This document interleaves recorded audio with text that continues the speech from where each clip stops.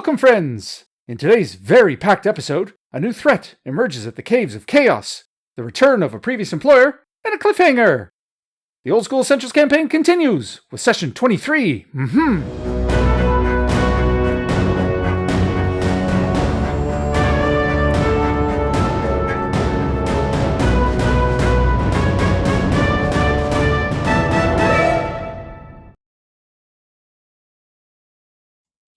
As always, the action is recreated using the Order of the Stick Monster for Every Season cutout minis. Today's players: Neil as Onion Buns Bumblestump, Neutral Halfling, Level 2. Rick as Bruce, Lawful Magic User. George as Yvel, Chaotic Magic User. Vahid as Vic, Chaotic Barbarian. And Marcel as The Hood, Neutral Thief. At the Traveller's Inn, the local watering hole and primary meeting place at the keep on the Borderlands, Onion Buns, Bruce, Yvel, Vic, and the Hood sit around a table discussing opportunities in the region. They discuss recent events, most prominently that the keep is abuzz because a group of pilgrims of Elona were butchered en route to the shrine in Kleina. But pointedly, the heads of all the children were mounted on pikes on the road within sight of the keep. It's believed that this is in retaliation to the recent incursion to the Hobgoblin lair by keep mercenaries, of which the Hood was a part. Bruce and Yvel discuss magical spells, with Yvel naturally bragging about his abilities, notably his power of holding portals shut. When asked about his own power, Bruce simply states that he merely has the ability to put foes to sleep. Yvel grumbles under his breath that of course Bruce had to have that spell. Newcomer and barbarian Vic talks about his tribe's knowledge of a powerful wizard occupying the Caves of Chaos, one who will fling countless devastating spells. Onion Buns has no interest in the caves, but a recent reward hike of 1,000 Karamakos royals for the capture of Bolg the Slaver piques his and Bruce's interest.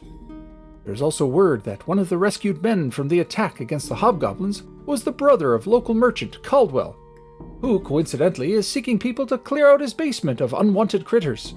This prompts interest by the Hood and Yvel. The Hood, having been granted guild status, goes to speak with Caldwell, who is currently at the keep. Yvel, claiming noble blood and elite status, goes with him. Bruce and Onion Buns canvass the people of the keep, seeking information about Bolg the Slaver. Vic seeks out possible muscle and attempts to recruit 2 men. Yvel is denied access to the guild house, but the Hood is let right in. Indignant, Yvel returns to the Traveller's Inn. Hood speaks with Caldwell and learns about the mission.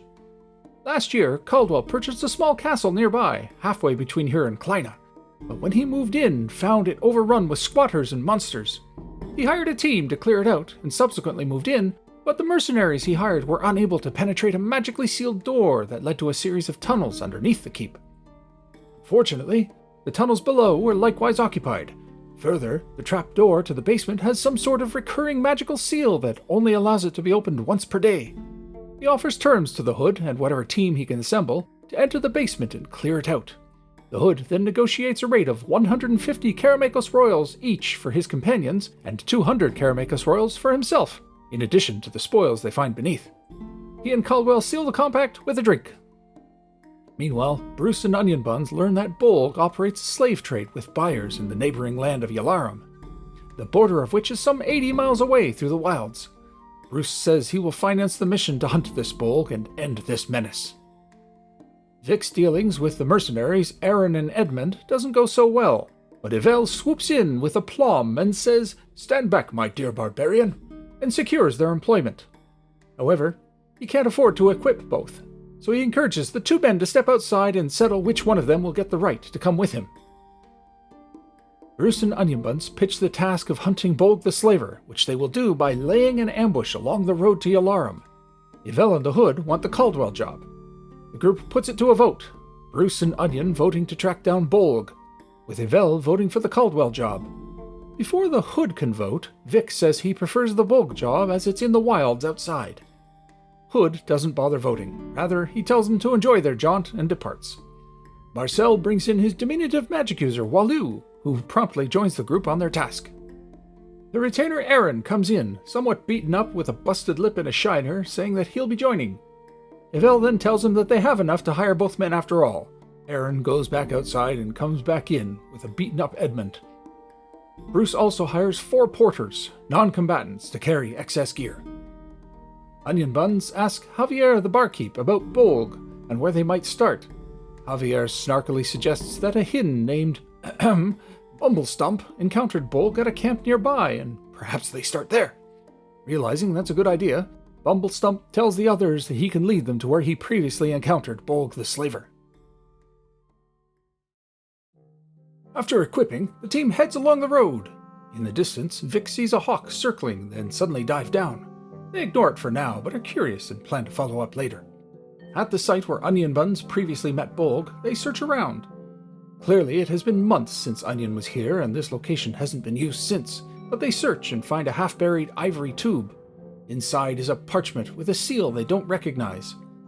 The parchment is a letter in the Dwarven alphabet, but not of a syntax any of the team recognizes. Wallow tells the team that he can decipher it with his magic tomorrow if he switches up his spells. They deliberate going back to the keep to do just that, but Vic convinces them that since they are already out here, to check out the area where they saw the hawk dive down. Traveling up road, dangerously close to the Caves of Chaos, they see a smashed cart and many people dead. A man clinging to the last breaths of life crawls forward a few feet before collapsing. No sign of what attacked them, however. They rush forward and check the area. Vic spots tracks of a large man, massive footprints, giant. After a few moments, they hear a crashing and thumping coming their way, but they have enough time to hide. Everyone dives into the tree line, except Waloo and Vic, who wish to meet this threat head-on. A massive, unkempt giant appears at the tree line and sees them. He says something in a language they don't understand and calls back the way he came. Waloo, ever the friendly sort, tries to communicate with the giant. The DM rolls D10. There's a 20% chance that the giant speaks common, but alas, a 10 is rolled. The giant points his club at Waloo and licks his lips. Vic decides to retreat, while Waloo prepares to cast a light spell at the giant. Initiative is rolled, and Waloo scores a 6. He casts his spell. The giant makes the saving throw with a 14, needing only a 12 to succeed. The light erupts behind it. Onion Buns shoots from the tree line, but misses by a country mile on a natural 1. The giant lumbers forward and brings his club down on Waloo, whose low dex means an AC of 10 against the giant's Thaco of 12. This is not good for Waloo. Only a natural 1 will save him. The DM rolls 19. 2d8 damage. A 10 is rolled, flattening poor Waloo to paste. The giant immediately starts slurping up the fresh kill, calling back to whatever allies are deeper in the woods. The group hears horns blasting. They decide that this isn't a fight they can win and retreat into the woods, then back to the keep. Onion Buns reports to Gren the Frowning at the gate that they encountered a giant. He is not pleased at this turn of events, but announces that he'll report it to the Castellan.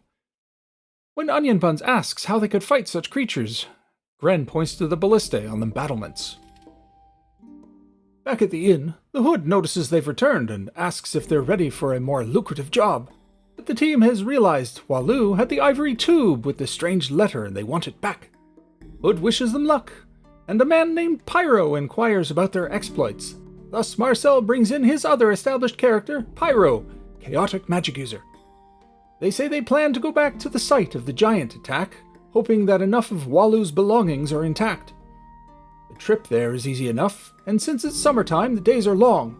But arriving at the site, there's no trace of anything. All bodies and goods from the cart are gone. Vic finds evidence of many man-sized creatures, along with the tracks of a single giant, all heading back to the Caves of Chaos. The team decides that the presence of the giant at the caves is too much, and they head back to the keep, intending to find the Hood and do the Caldwell job after all. Pyro departs, and the Hood rejoins. Before they leave, the Hood tells Caldwell that they are heading out, and Caldwell sends a runner to inform his servants to prepare for their arrival. The trip yields no encounters, but Yvel suggests they continue on to Kleina to try to recruit more retainers. The team agrees to this and makes their way to the small town. After spending a day seeking out possible recruits, they are unable to find anyone. Bumblestump is lured away from the group by a flirtatious Lady Hin, and Neil departs the session early. The rest of the team finds that a dog breeder has war dogs for sale, but as it takes time to adjust the dog to the owner, they simply purchase the dogs for now and plan to return at a later date. Finally arriving at Caldwell's Keep, they are instructed that the trap door to the crypts down below is magical in nature, and the people Caldwell hired weren't able to dispel it. The door opens but once per day and closes within minutes. They have up to now been unable to keep it braced open. Once it closes, it can't be opened again until dawn. Bruce suggests that they wait until pre-dawn before going in. That way they can exit without spending an entire day. The others like this plan, so they rest up and descend before the cock crows. The porters, of course, do not go with them, instead waiting above. Caldwell's servants have a rope ladder ready. Once they are down, the door slams shut of its own accord. In the first room, Yvel complains that the others are making him map and that he should get something extra for it. Vic notices a scared-looking young girl peeking around the corner, watching them. He addresses her, but she gets spooked and immediately runs off. They don't pursue. Her light footsteps fade off in the distance. Exploring to the first door and listening, they hear something on the other side. A low growl, similar to a snore. Bruce covers the door in oil and pours a little under the door, and they light it. After waiting for it to burn out, they enter the room. Two very angry-looking men in what appears to be a crude laboratory scream at them. Initiative is rolled. The men win and immediately cast spells. The first casts a magic missile, striking Vic for 6 of his 5 hit points, instantly killing him. The other casts sleep, but since the line of sight isn't perfect, gets only Bruce and the hood. Yvel sends the retainers in to fight, while he uses his turn to slap the other two awake. In melee with armed men, the two magic users are no match. After finishing off the mages, they search around. A thick netting is bolted to the wall, obstructing entry to a rougher cave with large holes burrowing into the rock face.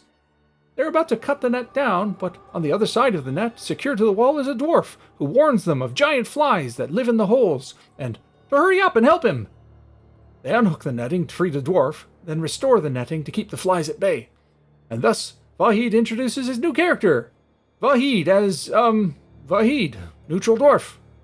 Yep, sometimes names are hard, am I right? Since this is one of our trademark contrived character entrances, the dwarf's gear is in the mage's room. The team finds some gems on the mages, and Yvel packs away the lab gear, which is of use to him and Bruce. They continue on and find double doors with the handles tied closed with rope. Realizing that these doors lead to the room with the flies, they leave it and move on. The corridors are completely swept clean, which, given Caldwell warned them of a giant jelly cube, they are not surprised. They find a big empty room, which they note on their map, and continue on, throwing a torch ahead to see and map. A closed stone door with an ornate lock stymies the hood's attempt to pick it, so they move beyond. A door to another area yields yet another cleaned room, devoid of any other features. In a corridor beyond, they find a door behind which a gelatinous cube surprises Vahid. The dwarf has plate mail and a shield, but a dexterity of 5, yielding a 2-point armor class penalty. But the attack roll is an 11, and misses by 1 as the cube needed a 12. Vahid withdraws from combat, while Yvel declares casting, and the retainers move to push the door shut. Yvel casts Hold Portal on the door, sealing the cube in. Heh, and some people say that spell is useless. The group wonders why the wooden doors aren't dissolved by the cube, but it's immaterial as it seems to be contained. They use the fallen barbarian Vic's two-handed sword in the brackets of the door to keep it shut once the spell wears off. Continuing on, they open a door to an unfinished room. Tossing a torch forward to see, they alert a group of men in the cavern who emerge. Wild men by their leather and furs, each armed with a short sword. The wild men demand to know who they are, stating that they've come into these tunnels seeking a skin changer who killed many of their tribe. They ask the group about their association with one another, but are leery. Bruce asks them how they got down here, surmising that there must be another entrance. The wild men are reticent, telling them yes, but they're not revealing it as they can't risk the secret of the exit falling into the skin changer's hands. It got in, but it can't get out. When they learn that Vahid only just joined them, and in these caverns no less, They demand that the group kill the dwarf as he is likely to be a skin changer. Faithless Yvel orders the retainers to attack the dwarf, and Hood readies his bow to do the same. A low loyalty roll sees the retainers hesitate in attacking one of their own, while the dwarf prepares to fight and defend himself. The DM calls for individual initiative here instead of the usual group initiative, as everyone is attacking everyone else. Bruce declares spellcasting, Yvel declares a fighting withdrawal as he's adjacent to the now combat-ready and very annoyed Vahid. Hood declares withdrawal from the dwarf for the same reason, and the wild men prepare to attack everyone. Bruce rolls the highest initiative with a 6, and casts Sleep on the lot of them. A roll of 11 hit dice on 2d8 from the sleep spell enables him to get everyone, thus diffusing the situation. He wakes Vahid after tying up the wild men with his rope. Disarming the others before waking them, he calms everyone into rational thought, suggesting that skin changers are likely immune to sleep spells. Everyone being affected means no one in this room was a skin changer. They all posit that the little girl they saw earlier was the skin changer in question. Bruce notices a glint of metal in the firelight, and they spot coins littering the rocky debris of the room. The team spends a good half hour collecting hundreds of gold and silver coins, while deciding what to do with the wildmen. Yvel wants to just slit their throats and be done with them, but Bruce refuses to allow it, stating their fear was very justified, though he's not ready to awaken them just yet. During their search for coin, Bruce and the Hood spot a strange key. The Hood states that it looks like the strange design of the lock he couldn't beat. Exploring a nearby passage, they find a chest covered in debris. The Hood's check for traps reveals that the chest is armed with a spring-loaded dart trap. They use the dwarf's shield as a stopper and open the chest from the side. The darts fire harmlessly into the barrier. The interior of the chest is filled to the brim with gold and silver. They check the room adjacent to where the cube is contained and find it empty, with a door that has external brackets to bar exit. So they carefully place the sleeping wildmen into the room and wrap a rope across the brackets to seal the door. Realizing dawn must have already broken and the trap door will open again, they decide to take their loot and return to the surface for rest and recovery of their magic. They will have to dispatch the cube and the giant flies at some point, but better knowing what's down there will enable them to come back prepared. They then haul the chest and other coinage back to the trapdoor, but to their chagrin, they spot that the rope ladder is gone. Some speculation leads Bruce to wonder if this Caldwell had hired them to send them to their doom, but Vahid suggests that perhaps the skin changer went up and pretended to be one of them. Either way, they are trapped and must find the other way out. The session ends there.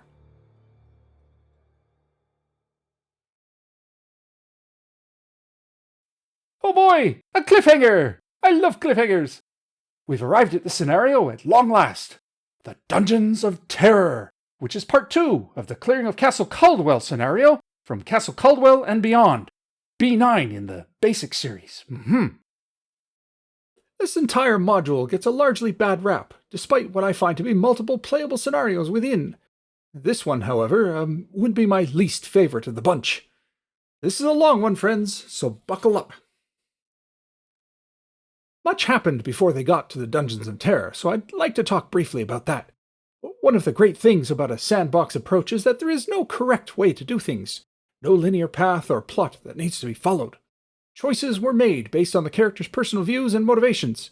I love that Marcel chose to withdraw the Hood and bring in Walou when the others weren't going along with his plan to head into Caldwell's castle.